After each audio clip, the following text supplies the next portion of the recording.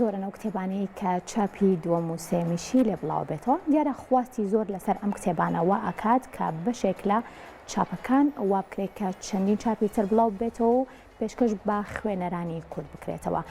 یەکێک لەو کەسایەتیانەی کە هەمیشە خوێنەر بە تامەزرۆ چاوەڕێی نووسین و کتێبەکانی کات ئەویش نووسەر بەختیار عەلیە بێگومان یەکێک لە کتێبەکانی کە ئەویش کتێبی ئەی بەندەری دۆست ئەی کەشتی دوژمنە بێگومانێکێکە لە کتێبە هەرە جوان و دیارەکانی نووسەر بەختیار عەلی کە چەندین شعری ناوەزە و تایبەت لە خۆگرێ.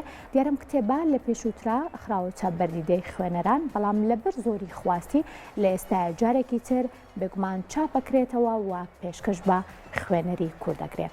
ئەی بەندەری دۆست ئەی کەشتی دوژمن ناوی کتێبێکی دیوانە شاری نووسەر بەختیار عەلیە کە پێکاتوە لە چەندان شاری جۆرا و جۆری نووسەر. چاپی یەکەمیم دیوانە شارە لە ساڵی 2009 لەلایەن ناوەندی ڕۆشنبیری و هونەری ئەندێشە چاپکراوە. چاپی نوێی ئەم دیوانە ئێستا لە چاپخانەیە و بەم زوانەش بڵاو بێتەوە.